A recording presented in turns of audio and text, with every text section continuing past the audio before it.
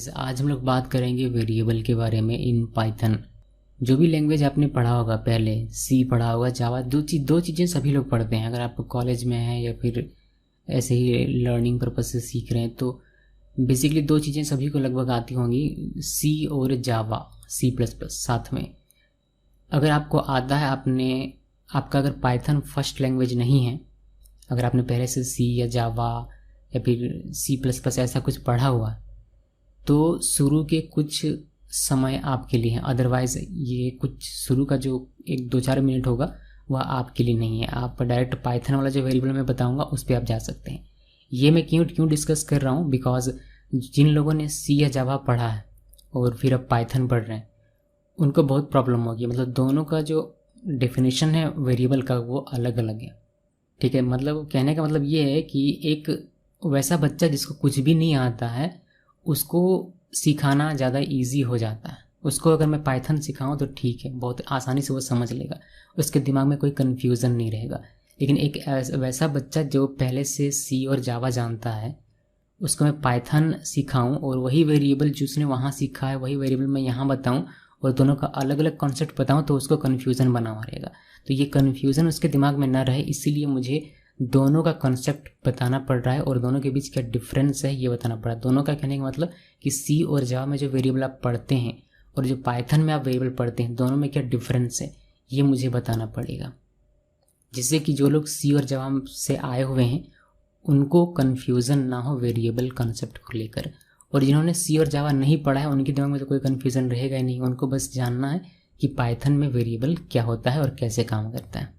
Variable की बात करते हैं। इन सी, जावा और some other programming languages a variable is an identifier और a name connected to memory location.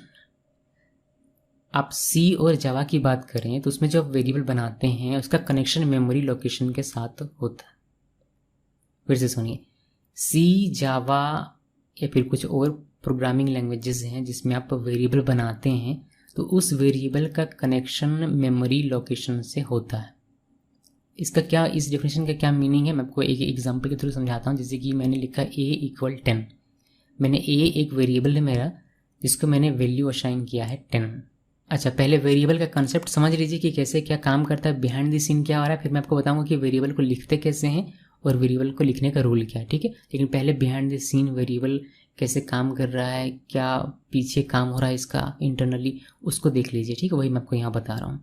वरना आप सोचेंगे कि यार वेरिएबल कैसे लिखना है ये तो बताया ही नहीं, क्या रूल है ये तो बताया ही नहीं, डायरेक्ट ये एग्जाम्पल बता रहा है। सो पहले जान लीजिए कि पीछे इंटरनली क्या हो रहा है, देन आपको बेहतर तरीके से इसका कंसेप्ट क्लियर हो जाएगा तो फिर आप इसको बेहतर तरीके से लिख पाएंगे और समझ पाएंगे। सो मैं कह रहा था कि सी, जावा या फिर कुछ और अदर प्रोग्रामिंग लैंग्वेज है जिसमें वेरिएबल का कनेक्शन मेमोरी लोकेशन से होता है। इस चीज़ को आप एक एग्जांपल के थ्रू समझिए। जैसे कि मैंने लिखा a = 10, तो जैसे आप ये लिखते हैं तो इसके रिगार्डिंग एक वेरिएबल बनता है a और एक मेमोरी एलोकेट होता है। मेमोरी ये उसका एड्रेस है, समझ लीजिए मेमोरी का एड्रेस है जहाँ पर 10 आपका वैल्यू स्टोर करेगा। a वेरिएबल है और 12114 ये उस वेरिएबल का एड्रेस है और इस वेरिएबल में कौन सा वैल्यू है, 10 वैल्यू है। ये तीन चीज़ें आपको ध्यान में रखनी है। जब आप a = 10 लिखते हैं तो एक वेरिएबल क्रिएट होता है, उस वेरिएबल के लिए एक मेमोरी लोकेशन बनता है और वहाँ पर 10 वैल्यू को रखा जाता है। इसी तरीके से अगर b = 10 लिखा तो b वेरिएबल बनेगा, इसका एक अपना मेमोरी एलोकेशन होगा, एड्रेस बनेगा, देन यहाँ पर 10 रखा जाएगा। उस तरीके से c = 20 लिखा तो इसके लिए c बनेगा, मेमोरी एलोकेशन होगा और 20 यहाँ रखा जाएगा। ऐसा होता है सी, जावा, C++ या फिर कुछ और अदर प्रोग्रामिंग लैंग्वेज है उसमें। अब इसी में मान लीजिए कि a पहले 10 था, अभी मैंने a = 30 कर दिया तो क्या होगा, पहले a = 10 था, अभी उसके नीचे मैं कोड में आया और मैंने a को रीअसाइन किया 30 से। a का वैल्यू जो पहले 10 था अभी a का वैल्यू क्या हो गया है, 30 हो गया। तो इस केस में क्या होगा कि यहाँ पर जो वैल्यू 10 था वो 30 हो जाएगा। मेमोरी एलोकेशन जो मेमोरी का एड्रेस है वो वही बना हुआ रहेगा, वेरिएबल वही बना हुआ रहेगा, सिर्फ इसका वैल्यू हमारा चेंज हो जाएगा। अगर कुछ ऐसा लिखते हैं y = a यानी कि ए में जो भी वैल्यू है वह वाई में असाइन हो जाए। तो वाई एक वेरिएबल है, तो वाई वेरिएबल इसके लिए एक मेमोरी एलोकेशन होगा और यहाँ पर 30 चलाएगा। तो ये जो काम है ये काम है सी और जावा का। ये सी जावा लैंग्वेज में वेरिएबल इस तरीके से जनरेट होते, इस तरीके से क्रिएट होते और इस तरीके से उनका मेमोरी एलोकेशन होता है। जब आप पाइथन में आते हैं तो ये चीज़ें बदल जाती हैं। क्या बदलती हैं देखिए, अभी यहाँ से पाइथन वालों को देखना है, दोनों को ही देखना है एक्चुअली में, जो पाइथन सीख रहे हैं उनको और जो सी और जावा से होकर आए हैं पाइथन में उनको, दोनों को यहाँ से देखना है। सी जावा वाले को तो शुरू से देखना था, पाइथन वाले को यहाँ से देखना है। तो पाइथन में वेरिएबल किस तरीके से बदलता है, इसका कॉन्सेप्ट किस तरीके से बदलता है, इसको समझ लीजिए। In Python a variable is considered as tag that is tied to some value. Python considers value as objects. So Python में जो वैल्यूज होता है, जैसे 10 हो गया, 20 हो गया, 30, उनको ऑब्जेक्ट की तरह ट्रीट किया जाता है और यहाँ वेरिएबल को टैग की तरह ट्रीट किया जाता है। इसका क्या मतलब हुआ, a = 10 लिखा। सी जावा में क्या हो रहा था कि a जनरेट हो रहा था, तो a एक वेरिएबल बना, फिर उसका मेमोरी एलोकेशन हुआ, देन उसमें वैल्यू रखा गया 10। लेकिन पाइथन में क्या होता है, जब आप a = 10 लिखते हैं तब पहले ये वैल्यू को जनरेट करता है, यानी कि वैल्यू बना दिया 10 और इसके लिए ये बना देगा मेमोरी, यानी कि इसका एड्रेस हो गया 10 का एड्रेस हो गया।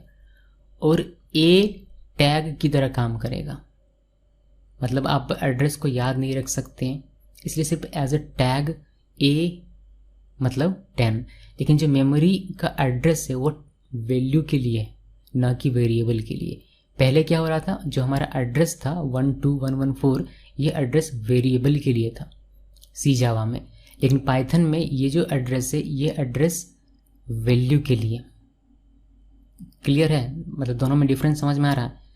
सी जावा में जो एड्रेस था 12114 ये जो मेमोरी का एड्रेस है ये वेरिएबल के लिए होता था, लेकिन पाइथन में ये जो एड्रेस है ये इस वैल्यू के लिए, और ये value as a object treat किया जाता है पाइथन में।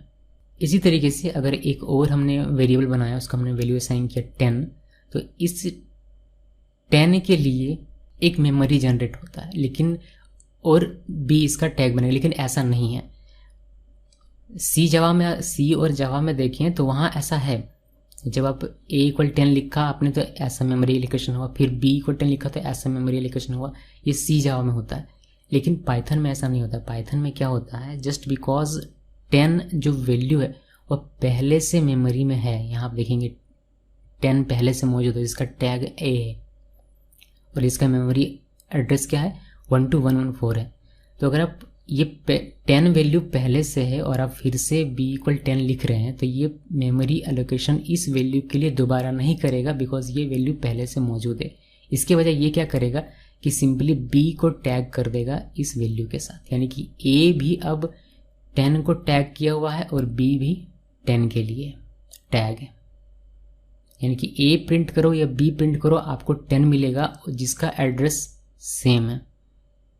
इससे क्या हुआ, इससे हमारा मेमोरी बचा, हमारा मेमोरी सही तरीके से इस्तेमाल कर रहा है पाइथन, क्योंकि वैल्यू तो वही है, तो फिर दो जगह मेमोरी रख कर उसी वैल्यू को रखने से क्या फ़ायदा, कोई फ़ायदा नहीं है। सो गाइज ये है आपका पाइथन में वेरिएबल। थोड़ा सा और एग्जांपल आगे बढ़ते हैं और देखिए कि अगर हम लोगों ने लिखा a = 20, a का वैल्यू पहले था 10, अभी a का वैल्यू मैंने कर दिया है 20। इस केस में क्या होगा, इस केस में 20 के लिए एक बॉक्स बनेगा और इसका मेमोरी बनेगा अलग मेमोरी। क्यों अलग मेमोरी, क्योंकि पाइथन में वैल्यू के लिए मेमोरी बनता है न कि वेरिएबल के लिए। वेरिएबल तो हमारा मान लीजिए a है जो कि टैग की तरह ट्रीट किया जाएगा, यहाँ भी a है और यहाँ भी a है, लेकिन इनका वैल्यू अलग अलग है जिसकी वजह से इसका एड्रेस भी अलग अलग होगा। सो बेसिकली यहाँ पर हो ये रहा है कि वैल्यू को देखते हुए मेमोरी का एलोकेशन हो रहा है, ना कि वेरिएबल नेम को देखते हुए। अगर हम लोग ऐसा लिखते हैं, मान लीजिए y = a, तो a में जो भी हुआ y में चला, यानी कि y में क्या चलाएगा 20। तो ऐसा नहीं है कि इसके लिए एक बॉक्स बनेगा 20 और इसके लिए एक अलग एड्रेस बनेगा देन y को टैग किया जाएगा, जी नहीं, ऐसा नहीं होगा। बल्कि y का वैल्यू क्या है 20 है तो y को इसमें टैग कर दिया जाएगा बिकॉज 20 पहले से मेमोरी में अवेलेबल है। सो इससे क्या हुआ, इससे हमारा मेमोरी सेव हो रहा है। अभी यहाँ एक सवाल ये आता है कि यहाँ आपने देखा कि a = 10 लिखा था मैंने पहले, फिर a = 20 लिखा मैंने। अभी अगर हम लोग एट द एंड जैसे हम लोग प्रोग्राम लिखते हैं और मान लीजिए कि अभी अगर a का वैल्यू हम लोग प्रेजेंट वैल्यू देखें तो वह क्या होगा, 10 होगा या 20 होगा, तो दोनों ही अलग अलग एड्रेस में है। और हम लोगों ने कहा कि वैल्यू पर ये काम करता है। तो ये किस चीज़ a अगर प्रिंट करते हैं तो क्या प्रिंट होगा, 10 या 20, तो इसको थोड़ा समझ लीजिए। a = 10 लिखा तो 10 बॉक्स में जाएगा, इसके लिए एक एड्रेस बनेगा और a इसका टैग बनेगा। अभी इस वैल्यू को हम लोग चेंज कर देते हैं। हम लोगों ने a जो कि पहले 10 था, अभी हमने इसको क्या कर दिया, a = 20, तो 20 के लिए एक बॉक्स बनेगा, इसका मेमोरी एड्रेस बनेगा और a इसको अब यानी कि a 10 को न टैग करके a 20 को टैग करेगा। अब इस वैल्यू को कोई भी टैग करने वाला नहीं है, सिंस वैल्यू 10 बिकम्स अनरेफरेंस्ड ऑब्जेक्ट, यानी कि इसको रेफर करने वाला कोई भी नहीं है, इस वजह से ये रिमूव कर दिया जाएगा गार्बेज कलेक्टर के द्वारा।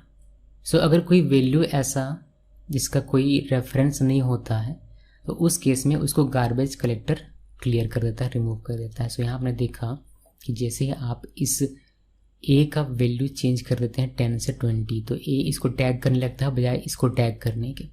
तो इसका कोई भी रेफरेंस नहीं है, कोई भी रेफरेंस ऑब्जेक्ट नहीं, इसको कोई भी रेफर नहीं कर रहा, यानी कि किसी भी तरीके से आप इसको एक्सेस नहीं कर सकते, यूज़ नहीं कर सकते, ये यूजलेस हो चुका है। तो गार्बेज कलेक्टर आएगा और इसको उठाकर लेके जाएगा। गार्बेज कलेक्टर एक समझ लीजिए कि टेक्निक है जो कि ऐसी चीज़ों को, यानी कि आपके पाइथन लैंग्वेज में ऐसी चीज़ों को उठा कर ले जाता है जिसका कोई रेफरेंस नहीं करता। इसको आप समझ सकते हैं रियल वर्ल्ड में, जैसे कि कूड़ा कचरा का जो डस्टबिन होता है वह जो यूजलेस है उसको वहाँ डाल दिया जाता है, या फिर कूड़े कचरा जो उठाने वाली गाड़ी होती है वह नगर निगम की वह उठा कर ले जाती है जो यूजलेस हो जाता है वह। सो यही गार्बेज कलेक्टर यहाँ नगर निगम की वही गाड़ी है, ये यूजलेस हो गया तो इसको उठाकर ले जाएगी। ओके, सो ये हमारा कंसेप्ट है वेरिएबल का इन पाइथन। थोड़ा सा कॉम्प्लिकेटेड लग रहा होगा लेकिन कॉम्प्लिकेटेड है नहीं। मैं कंक्लूड कर देता हूँ, आपको समझ में आ जाएगा।